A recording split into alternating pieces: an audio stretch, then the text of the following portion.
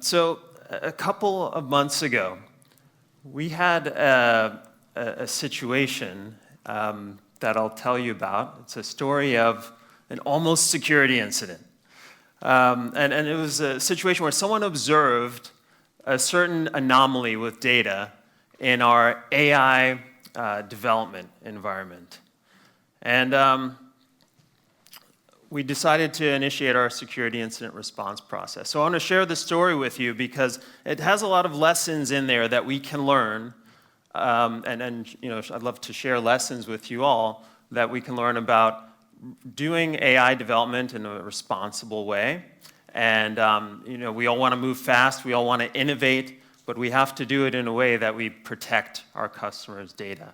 And so some lessons to be shared here, because that's what this conference is about. But before we get into the story, I want to talk about my role and what this Chief Trust Officer role means, and what does trust mean for us.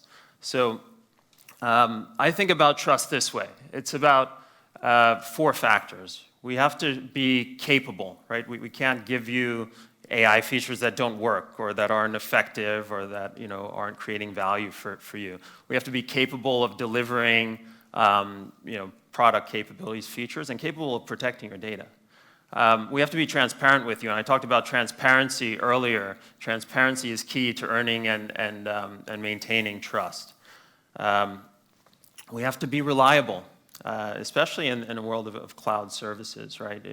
The service needs to be available to you and reliable. And ultimately, we need to care about the end result for our customers. And I think all of us together, when we're building things together, it's to help our customers achieve an outcome. So I've got this trusted AI team. This is a team that consists of folks from backgrounds like in data privacy, backgrounds, and this team is responsible for helping us innovate in the most responsible way. We want to innovate rapidly, but we want to do it in a way that we have guardrails. So this team has put together our policies, our standards, our procedures around responsible AI development.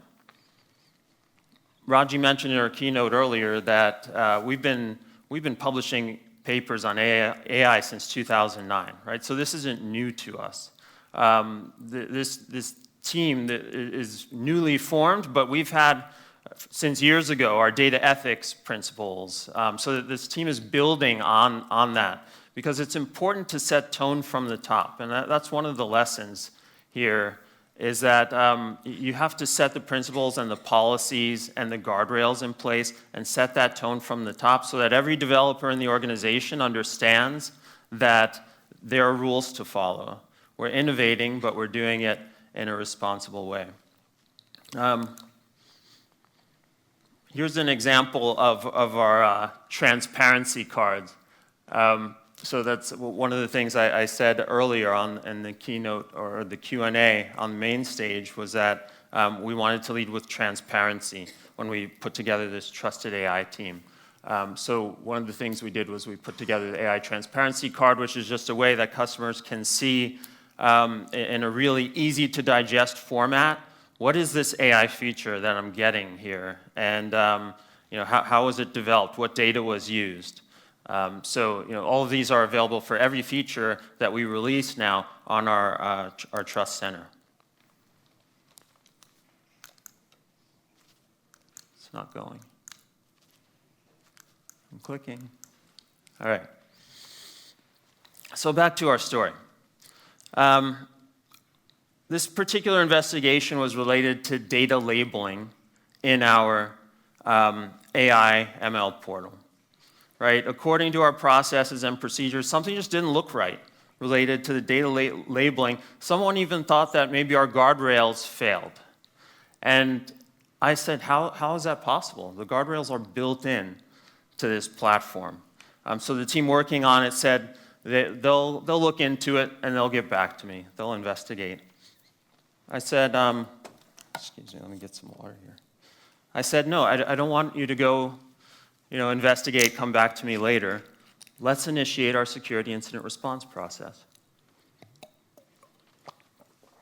Because what I like about our security incident response process is it demands answers now. It's not like, let's go have lunch and come back and talk about it more. It's, nobody's eating lunch until we know exactly what's going on.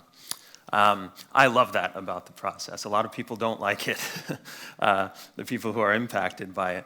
But so we initiated that process because, and this also goes back to setting tone from the top. It's about how important is our customer data to us. Do we go to lunch and think about it later? No. If we think that there might be an issue, and then this just helps everybody understand in the company the importance of this stuff. So anyway, we did that. A lot of people thought, that I was overreacting. There was no evidence of a security breach or anything. It's something doesn't look right with the data labeling. But nonetheless, we proceeded with the investigation in that way. And one of the other things I like about the security incident response process that we have is that it forces us to very quickly ask ourselves the question, if the data is impacted, whatever data that is involved in that investigation, what is our obligation to our customers right now in terms of notifying them? Was their data mishandled? Was there a breach? Was there unauthorized access? And we look at that through two lenses all the time. One is the legal lens. Are we required to make some sort of a statement? And much more importantly is number two. What's the right thing to do for our customers? And that's another area where, I think people hear me say all the time internally, we'll always go with number two there. It's not that we're obligated. It's what's the right thing to do by our customers when it comes to protecting them. So it's a key part of that incident response process. We went through that, and we weren't in that sort of a position because there wasn't a security breach of any kind, but there was something that was anomalous, and we were trying to figure it out. Let's see. So the system that we're talking about is our AI ML portal, right? And this is sort of a high-level abstraction of what it is. But this is where we ask all of our developers to use to develop AI in our company. And we do this because you can't develop responsibly in a company of our size if everybody is doing their own thing and just, they've got their own sandboxes and labs and, they're doing different things with data. So we put together this platform with built-in guardrails so that we've got the monitoring, we've got the security, and one of the things that I really love about this environment is to get into it, you're going to need one of these. Does anybody know what these are? It's a YubiKey. Yeah. This thing, I think it's worth $1 billion. Just this one key. You know why? I think if you ask anyone at Marks and Spencer right now, they would tell you they'd pay $1 billion to have these in place. And any other company that has had a security breach or ransomware attack or something like that, because this is a really great barrier initial guardrail for getting in.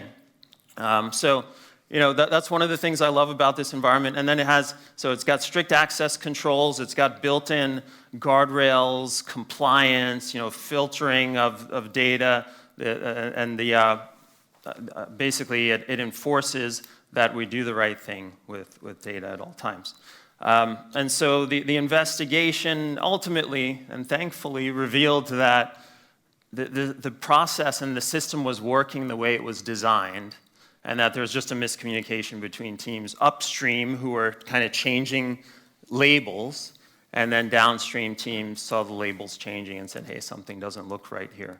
But the key is you should have these environments that are the trusted environment that has the access controls, has the security and the guardrails built in, and get all of your teams to use that because you're not going to be able to keep track of, humans will always make mistakes, right? Mistakes will happen, and you have to have a system where those mistakes can be governed by the built-in guardrails.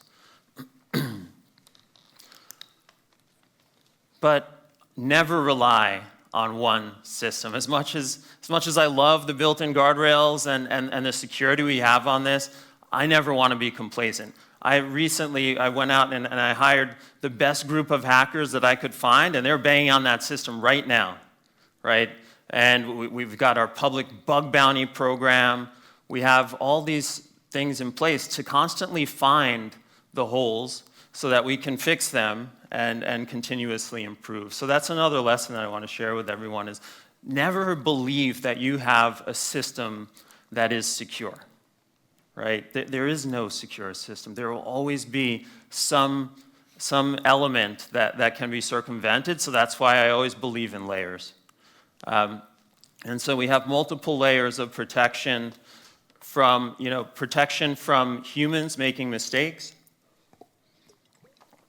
to the protection related to technical glitches.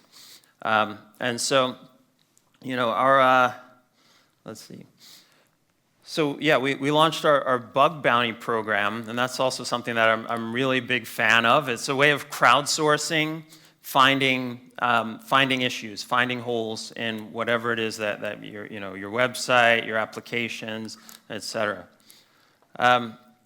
So it's an exciting time for rapid innovation, but we really need to take a step back sometimes and think about how are we going to enable our teams to innovate rapidly and at scale, but do it in a way that protects our customers along the way. And that's why we've put together this Trusted AI program. It put in place the policies, the procedures, and also adopted the latest regulations. We're constantly scanning the regulatory environment. We're implementing ISO 42001, which I think is a great standard on which to base your responsible AI development programs. And we continue to do things like building out our regional offerings around the globe so that customers can keep data close to them where it's most comfortable for them to store their data.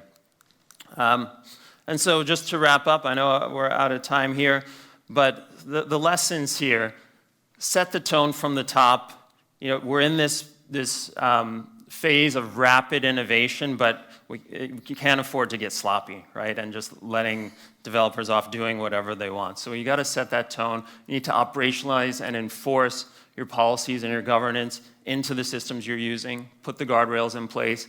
Adopt the standards that are out there. And never get complacent. Never rely on one single layer of defense, because eventually it will fail. And be prepared. Have a really good security incident response plan and process that people have practiced, so you know how to run it. Thank you.